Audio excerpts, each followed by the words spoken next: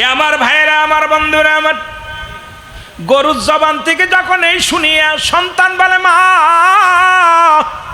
মারে, অবলা প্রাণী তার জবান থেকে বলতেছে আমাকে জবাই করো, আমার গোস্ত কাবাব বানায় খাও। আমি বলতেছিলাম আমার ছেলেরে, বাবারে গরুতে যতই বলুকে গরু তো আমাদের না, এটা অন্যের গরু খাওয়া যাবে না বাবা। সন্তান কয় মা গো, আজ 3টা দিন অনাহারে আসি, হয়তো তোমার রব, তোমার মালিক আমাদের প্রার্থনা শুনেছে। আমার মা গো, আমার রব্বে কারিম আমার ক্ষুধার্ত অবস্থায় দিকে সহ্য করতে পারে নাই, এই জন্য হয়তো জান্নাত থেকে গরুটা পাঠায়া দিছে রে মা। মা গো জবাই করি। মা কয় না রে বাবা, না জবাই করা যাবে না। গরুটা অনুনয় বিনয় করে ডাক দে বলে মা, মা আমি আপনার জন্য হালাল, আপনি আমারে আপনার সন্তানকে জবাই করতে বলেন, জবাই করি আপনারা গোস্তটা কাবাব বানাই খান, ক্ষুধার্ত অবস্থায় আছেন, আমি আপনাদের জন্য হালাল। আল্লাহর নবী দাউদ এই কারণে আমার সন্তান জবাই করিয়া, গোস্ত জবাই করিয়া, আমার বাবারা গরুটা জবাই করিয়া গোস্ত কাবাব বানায়া খেয়েছে। এই গরুটা তো নিজেই বলেছে। সঙ্গে সঙ্গে দাউদ আলাইহিস সালাম ডাক দে বলেন, এমন সময় জিবরিল আমিন এসে আল্লাহ নবী দাউদ আলাইহিস সালামকে ডাক দে বলেন, আল্লাহ নবী দাউদ গো, যে গরুটায় বুড়িমা তার সন্তানকে নিয়ে জবাই করে খেয়েছে, ওই গরুটা ওই বুড়িমার গরু, ওই গরুটার মালিক বুড়িমা, ওই গরুটার মালিক ওই সন্তানের বাবা। জোরে জোরে চিল্লায়া বলা যাবে না মারহাবা। ওরে জিবরিল আমিন আসে ডাক দে বলে, নবী দাউদ,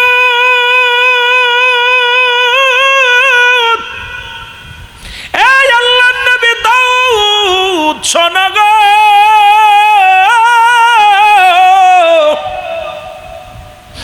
ওই ব্যক্তি ছিল, ওই ব্যক্তি ছিল ওই বুড়িমার স্বামীর কর্মচারী। ওই স্বামীর কর্মচারী একদিন ব্যবসার কাজে, স্বামী তার সম্পদ ব্যবসার কাজে তার সঙ্গে করে নিয়ে যায়, সাথে তার ভালো ওই গরুটা সুন্দর ভালোবাসত, ওই গরুটা তার সঙ্গে করে নিয়ে যায়। পথের মধ্যে যাইয়া রাতের অন্ধকারে ওই মহিলার স্বামীকে হত্যা করেছে। হত্যা করিয়া ওই সমস্ত মালামাল নিয়ে গেছে। আর ওই মুসলমান মহিলার স্বামীর ওই আদরে যত্ন করা গরুটা, সুন্দর গরুটা, এই গরুটা নিয়ে উনি লালন পালন করেছে। সুতরাং এই গরুর মালিক আজকে ওই যে জমিদার, যত সম্পদ, যত টাকা পয়সা, সোনা দানা যা কিছু আছে সবইর মালিক হলো এই মহিলা। জোরে জোরে চিল্লায় বলেন মারহাবা। আল্লাহর নবী আপনি বিচার করবেন, এই বিচার কি করবেন? ওই জমিদার দোষী, জমিদার হলো চোর। জোরে বলেন মারহাবা, আর একটু জোরে বলেন। আমার ভাইয়েরা, আমার বন্ধুরা, আমার আল্লাহর নবী দাউদ আলাইহিস সালাম জমিদারকে জিগায়, জমিদার রে এই গরুর মালিক কি তুমি? বলে হ। তোমার এত সম্পদ, এইগুলোর মালিককে কয় আমি। সঙ্গে সঙ্গে দাউদ আলাইহিস সালাম বলে মিথ্যার আশ্রয় নিও না, তুমি সত্যি করে বলো এটার মালিককে। এবার বুড়িমাকে জিগায়, মা গো এই যে সম্পদের মালিককে? আমি জানি না। এই গরুর মালিককে আমি জানি না বাবার, আমি কিচ্ছু বলতে পারি না, আমি তো জানি না রে বাবা। আর আল্লাহর নবী দাউদ আলাইহিস সালাম ডাক দে বলে, ও জমিদার তুমি সত্যি করে বলো এই মালিককে, গরুর মালিককে, সম্পদের মালিককে? জমিদার কয় সব কিছুর মালিক আমি। সঙ্গে সঙ্গে জিবরিল আমিন কয়, আল্লাহর নবী গো আপনি হুকুম দেন ওর জবানটা যেন বন্ধ হয়ে যায়। ওই জবানটা বন্ধ হলে তার অঙ্গ প্রত্যঙ্গ সব সাক্ষী দিবে ওই গরুটা কার, সম্পদের মালিককে। কারণ আপনি কিয়ামতের আলামত দেখাইতে চেয়েছেন আপনার উম্মতের, এগুলো আপনি দেখানোর জন্য এখন জবানটা বন্ধ করে দেন। সঙ্গে সঙ্গে দাউদ আলাইহিস সালাম ডাক দে বলে, রব্বে কারীম এই জমিদারের জবান তুমি কেড়ে নাও। সঙ্গে সঙ্গে জবান বন্ধ হয়ে গেল। এবার তার অঙ্গ প্রত্যঙ্গ সাক্ষী দেয়। এরা মুসলমান। এইবার দাউদ আলাইহিস সালাম ডাক দে বলে, আপনারা কিয়ামতের লক্ষণ দেখতে চেয়েছিলেন, কিয়ামত কবে সংঘটিত হবে, কিয়ামত দেখতে চেয়েছিলেন, আপনার এবার তাকায় দেখেন কিয়ামতের দিন কি হবে, ভয়াবহ অবস্থা দেখেন। সঙ্গে সঙ্গে এইবার দাউদ আলাইহিস সালাম বলে, হাত পায়ের নখ অঙ্গ প্রত্যঙ্গ সাক্ষী দাও, কি কি করেছো বলো।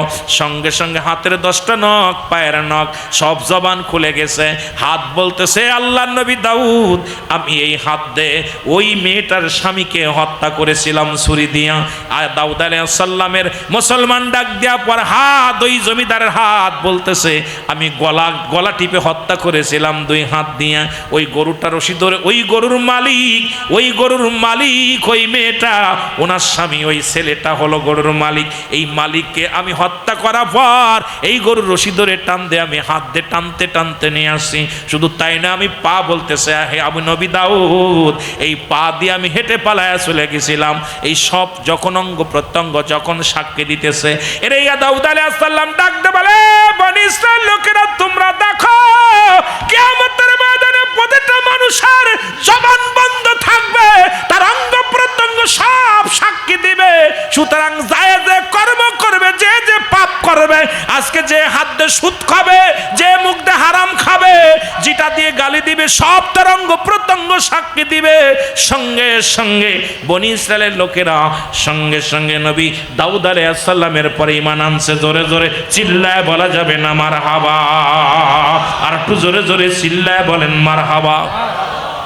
আমি আজকে আপনাদেরকে এই কথাটা উপমা দিয়ে বলার পিছনে একটাই কারণ হলো, আজকে যারা হক্কানি আলেমদের, হক্কানি ওলি আল্লাহদের মাজার ভাঙতেছেন, নবীর জশ্নে জুলুস যারা করে তাদেরকে হত্যা করার পায়তারা শুরু করেছেন, নবীর মিলাদ যারা পড়ি তাদেরকে হারাম না জায়েজ বলতেছেন। এমন একটা দিন আসবে তখন ক্ষমতার দল বল থাকবে না, কারণ সুন্নিরা ক্ষমতার দাপট দেখায় না, মুসলমান পুলিশের দাপট দেখায় না, থানার দাপট দেখায় না, এমপির দাপট দেখায় না, মন্ত্রীর দাপট দেখায় না। সুন্নিদের কাছে 2টা শক্তি, একটা শক্তি আমার আল্লাহ, 2 নাম্বার শক্তি মুহাম্মাদুর রাসূলুল্লাহ। জোরে জোরে বলেন ঠিক কিনা?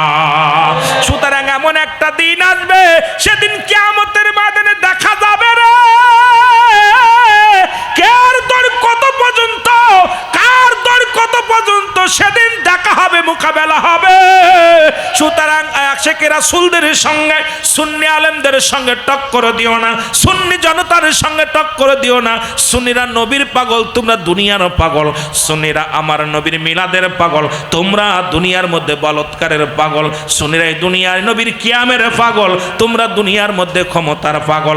সুন্নিরা এই দুনিয়ার মধ্যে আমার নবীর এশকে দেওয়ানা, আর তোমরা চেয়ারে বসা নিয়ে ব্যস্ত। আমরা চেয়ার নিয়ে পাগল নয়, ক্ষমতার পাগল, এমপি মন্ত্রী হওয়ার জন্য পাগল নয়। আমাদের একটাই মাত্র পাগলামি, নবী কামলিওয়ালার পাগলামি, নবী কামলিওয়ালার গোলামি, নবী কামলিওয়ালার প্রেমের মালা গলায় পড়েছি। জোরে জোরে চিল্লায়া বলা যাবে না ঠিক কিনা?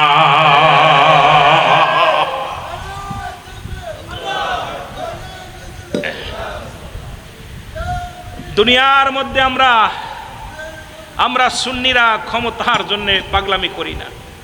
আমরা ক্ষমতা চাই না, বাড়ি চাই না, গাড়ি চাই না, চাই রাসূলকে ভালোবাসতে। রাসূলের ভালোবাসার কারণে জেল, জরিফানা, ফাঁসি যা আসে তাই নিব গলায়, কিন্তু রাসূলকে ভালোবাসা থেকে এক কদমও আমাদের পিছ ফেলাইতে পারবেন না। জোরে বলেন ঠিক কিনা? আরো জোরে বলেন ঠিক কিনা?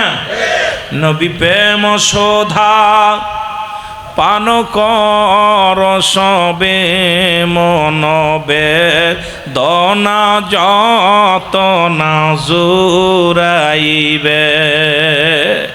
নবী প্রেম শোধা পান কর সবে মনবে, দনা যত না জুরাইবে। আহা, পৃথিবীর মধ্যে নবীর প্রেম ভালোবাসা আশিকদের মনের খোরাক, হৃদয়ের খোরাক। জোরে জোরে বলেন ঠিক কিনা? এই ভাইয়েরা আমার, বন্ধুরা আমার, রাহমাতের নবী দুনিয়ার মধ্যে আগমন করলেন। ওনার শৈশব জীবন নিয়ে আলোচনা যদি করতে যায় সময় লাগবে রে বাবারা আমার।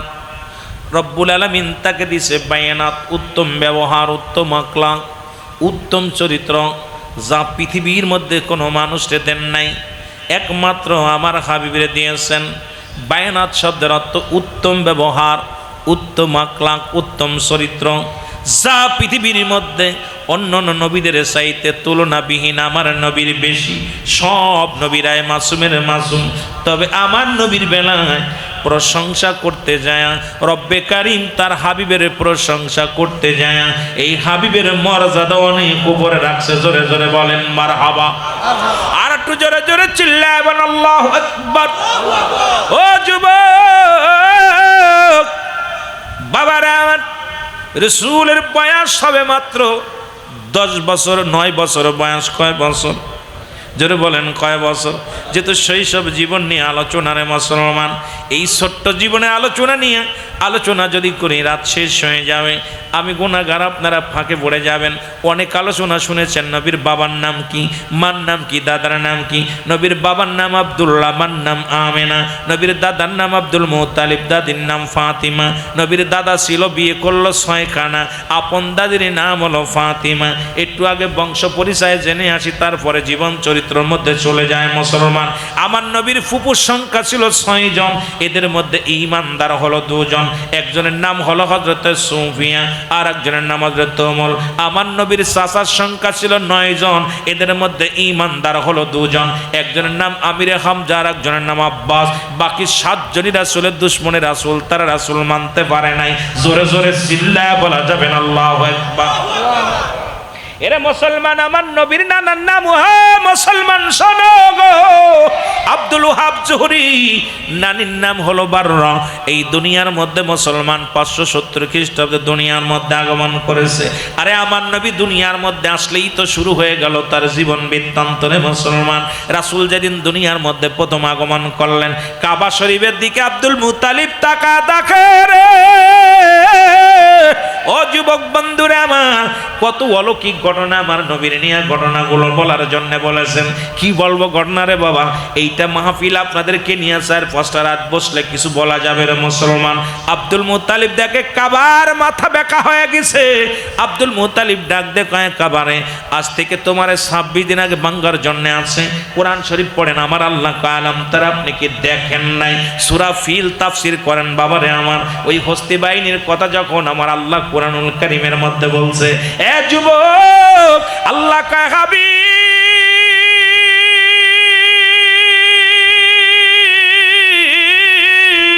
আপনি কি দেখেন নাই হস্তি বাহিনীকে কেমনে আমি শেষ করে দিয়েছিলাম? আলাম তার আপনি কি দেখেন নাই? তখনও তো নবী দুনিয়ায় আসেন নাই, নবী তখনও দুনিয়া আসে নাই। ওরে মুসলমান শুনে নাও, কাবা শরীফের মাথা বেঁকা হয়ে গেছে। আব্দুল মুত্তালিব ডাক দে কয়, কাবা রে আজ থেকে 26 দিন আগে ভাঙ্গার জন্য তোরে আব্রাহা বাদশা এসেছিল, একটা ইট খসাইতে পারে নাই, আজকে কেন মাথা নত হয়ে গেছে রে কাবা? কাবার জবান খুলে গেছে। কাবা ডাক দে, আব্দুল মুত্তালিব তুমি জানো না যার জন্য আমি কাবার এত দাম, যার জন্য এত কাবার মর্যাদা, সেই কাবার কাবা রাহমাতাল লিল আলামিন দুনিয়ার মধ্যে আগমন করেছে। জোরে বলেন মারহাবা। আর একটু জোরে বলো মারহাবা। আরে এর চাইতে অলৌকিক ঘটনা কি শুনবা গো? যে কাবার দিকে শরিয়াতের আলেমরা আমরা নামাজ পড়ি গো, যে শরিয়াতের কিবলা হলো কাবা, দুজানের কিবলা রাহমাতাল লিল আলামিন নবীকে দুনিয়ার মধ্যে পাঠাইছে, সেই কাবা মাথা নত করে ফেলেছে। আজকে সেই নবীকে নিয়ে ব্যঙ্গ করো কেমনে করে? বাবারা আমার, শুধু তাই নয়, ওই 360টি মূর্তি ছিল কাবার মধ্যে। এবার দেখে মূর্তিগুলোর মাথা আব্দুল মুত্তালিবের বাড়ির দিকে ঘুরে গেছে। ডাক দেখ আব্দুল মুত্তালিব। আব্দুল মুত্তালিব কয়, ও মূর্তি এতদিন তো তোরে কোনো দিন দেখি না আমার বাড়ির দিকে তাকাইতে, আজকে কেন আমার বাড়ির দিকে তাকাইলি? মূর্তির জবান খুলে ডাক দেখ আব্দুল মুত্তালিব।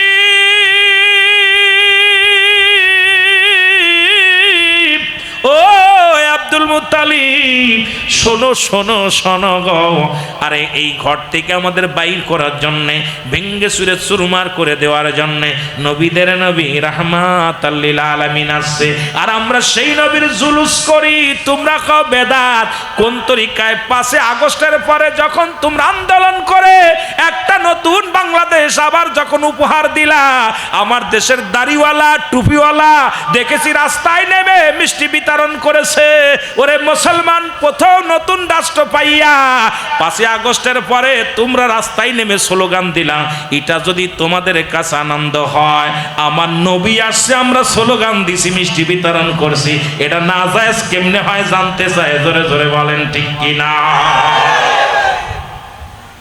এই কাঠমৌলবী, কাট্টা মৌলবীর গোষ্ঠী, রসুল আসছে মূর্তি ভাঙ্গার জন্য, তোরা মূর্তি পাহারা দিলি কোন তরিকায়, কোন মাসলা আমি জানতে চাই। মূর্তির সামনে দাঁড়াইয়া মূর্তিরে কোন মুসলমান কলা কচু দিয়া ফুল দিয়া, আরে কেমনে তারে খুতবা পাঠ করে বয়া বয়া দেখেন, গীতা পাঠ করে ওং শান্তি ওং শান্তি। আরে বাবারে, শান্তির জন্য কেমন ভগবানের তুমি মূর্তি পাঠ করলা? কিন্তু আমার নবী আসছে, নবীর মুসলমান শোনো, আমার নবী আসছে মূর্তি ভাঙ্গার জন্য, তুমি নবী মূর্তি পাহারা দাও। আর কও নবীর জুলুস করা হারাম, নবীর মিলাদ পড়া জায়েজ নয়, নবীর মিলাদ হারাম, নবীর দুরূদ পড়া হারাম। কই পাইলা দলিল একটা দেখতে চাই? জোরে বলেন ঠিক কিনা? শুধু তাই নয় মুসলমান শোনে, বছর 1 বৈশাখ আমার দেশের কত দাড়িওয়ালা টুপিওয়ালা পাগড়িওয়ালাদেরও দেখেছি। চট্টগ্রামের জমিনে একদল পাগড়িওয়ালা দেখি রাস্তার মধ্যে হাতি ঘোড়া বানাইয়া, দেখি রাস্তা দিয়া পাহা এ বৈশাখ, আর এমন ভাবে পাঠ করছে রে মুসলমান, রাস্তাঘাটে ঢং সাজিয়া রং সাজিয়া ঘুরছে। আর আমরা মাতের মধ্যে একটা পতাকা মুসলমান 5 তারকা নিয়ে, ওরে মুসলমান 5 পাঞ্জাতনের একটা স্মৃতি নিয়ে আমরা কি করেছি? সবুজ পতাকা হাতের মধ্যে তাকবীর দিছি, নারায়ে তাকবীর আল্লাহু আকবার, নারায়ে রিসালাত ইয়া রাসূলুল্লাহ। যদি বলা হারাম হয়, তোমার কোন মাসলায় পাইলা? ওই না 1 বৈশাখ পালন করতে হবে, এইভাবে তোমরা জুলুস করছো। আমরা নবীর জুলুস করলে হয় হারাম, আর তোমরা করলে হয় আরাম। জোরে জোরে চিল্লায়া বলা যাবে না ঠিক কিনা? বন্ড আমি শিখাই দেব, বন্ড কত বড় ভণ্ড, প্রতারক, মৃত্যু কাচ্চাপ, ওরা এটা জায়েজ। আর আমরা নবীর মিলাদ করলে হারাম, আমরা নবীর ঈদে মিলাদুন নবী পালন করলে হারাম, আমরা জশ্নে জুলুস করলে হারাম। কোন তরিকা পাইলা, কোন কিতাবে পাইলা আমরা দেখতে চাই, জোরে বলেন ঠিক কিনা? আচ্ছা, 5 আগস্টের দেশ আবার ছাত্র জনতা আন্দোলন করে নতুন করে একটা উপহার দিল, তোরা মিষ্টি বিতরণ করলি খুব আনন্দ পাইছো, আইরে মিষ্টি খাওয়া খাই। কথা বুঝেননি? আমি বিপক্ষে কথা বলতেছি না, পক্ষে। তো এখানে জায়েজ হইল, আর আমার নবী আইসে আমরা মিলাদ পড়লে মিষ্টি খাইলে হারাম হয় কিরাম? মাদারুজ নবুয়াতের 1ম খণ্ডে শরিয়াতের বিধান অনুযায়ী যদি কোনো ব্যক্তি হারামকে হালাল বলে, সে কাফের কাফের কাফের। সুতরাং আমাদের এই হালাল জিনিসকে যে সমস্ত মৌলবীরা হারাম ফতোয়া দিছে, তাদের 1 নম্বরে বউ তালাক হয়ে গেছে, 2 নম্বরে তারা নিজেরাই কাফেরদের অন্তর্ভুক্ত হয়ে গেছে। জোরে জোরে চিল্লায় বলেন ঠিক কিনা? সিদ্দিকী সাহেবের কণ্ঠ এভাবেই চলবে, ভয় নাই, ভয় নাই। যদিও আমার এলাকায় আপনাদের মতো সুন্নি নাই, বাপ চাচারা সব ওই গোষ্ঠী। কথা বুঝেননি? সব ওই গোষ্ঠী বাপ চাচারা। আমি ফতোয়া দিছি, আমার চাচারে কই, চাচা শোনো,